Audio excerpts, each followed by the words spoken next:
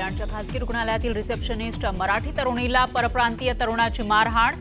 जखमी तरुणीला मनसैनिकांनी रुग्णालयात केलं दाखल। तरुणीला पॅरालिसिस होऊ शकतो, उपचार करणाऱ्या डॉक्टरांचं विधान।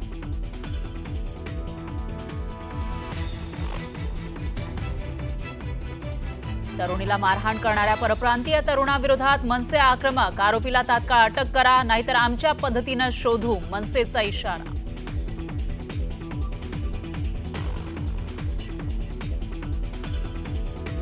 मीरा भाईंदरनंतर आता मराठी एकीकरण समितीचा कल्याण डोंबिवलीमध्ये मराठी माणसासाठी लढा। मानपाडा पोलीस स्टेशनजवळ येण्याचं मराठी एकीकरण समितीचं आवाहन।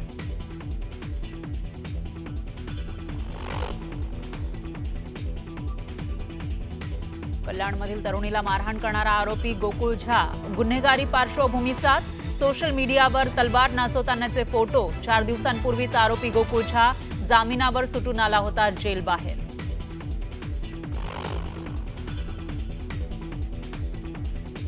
विरारच्या नारंगीमध्ये मेलच्या महिला कोचवर दगडफेक। रेल्वेच्या काचा फुटल्या, सुदैवानं कोणालाही इजा नाही।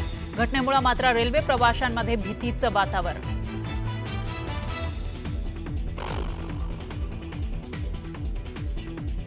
फडणवीसांच्या कार्याची गती अफाट, त्यांचे कष्ट पाहून थकत कसे नाहीत असा प्रश्न पडतो। शरद पवारांकडून वाढदिवसाच्या अनोख्या शब्दात शुभेच्छा।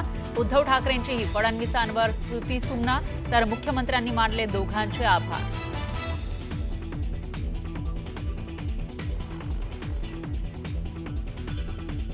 रोहित पवारांकडून कोकाटेंचा रमी खेळतानाचा आणखी एक व्हिडिओ ट्विट। तर पत्त्याची कोणती जाहिरात स्किप करण्यासाठी 42 सेकंद लागतात, कोकाटेंना सवाल।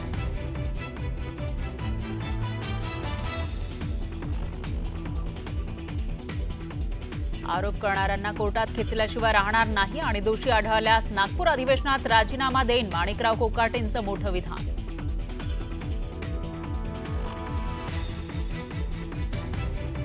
एकनाथ शिंदेंवरच मुलाच्या खुनाचा आरोप असल्याचं गिरीश महाजन यांचं वक्तव्य। हिम्मत असेल तर सीबीआय चौकशी करा, महाजनांना खडसेंचं आव्हान।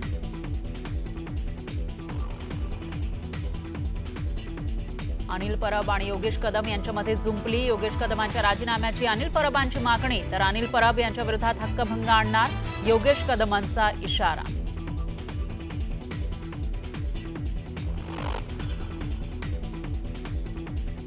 नालासोपाऱ्यामध्ये पतीची निर्घृण हत्या करून त्याचा मृतदेह राहत्या घरात पुरणाऱ्या आरोपी पत्नीला प्रियकरासोबत अटक। पुण्यातील हडपसरमधून दोघांना घेतलं ताब्यात।